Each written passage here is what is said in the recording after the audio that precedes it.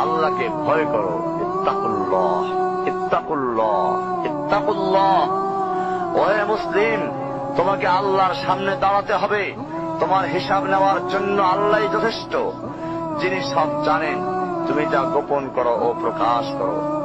তোমাকে অবশ্যই মৃত্যু বরণ করতে হবে।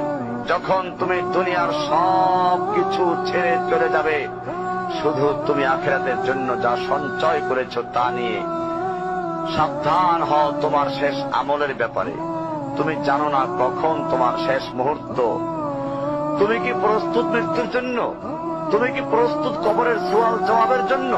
তুমি কি প্রস্তুত ভয়াবহ কিয়ামতের জন্য, হাসরের ময়দানের জন্য, হিসাব নিকাশের জন্য, আল্লাহকে জবাব দেওয়ার জন্য, মিজানের জন্য?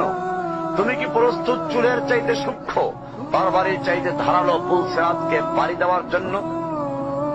ভয়ঙ্কর তুমি জাহান্নামের ভয়ঙ্কর আযাব থেকে আত্মরক্ষার জন্য কাজ করছো তো?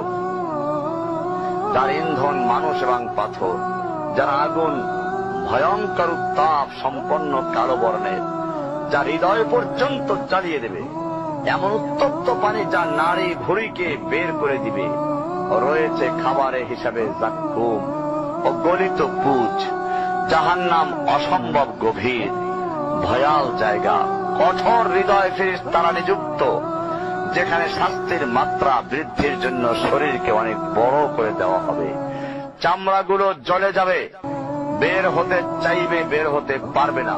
মৃত্যুকে ডাকবে, মৃত্যু আসবে না।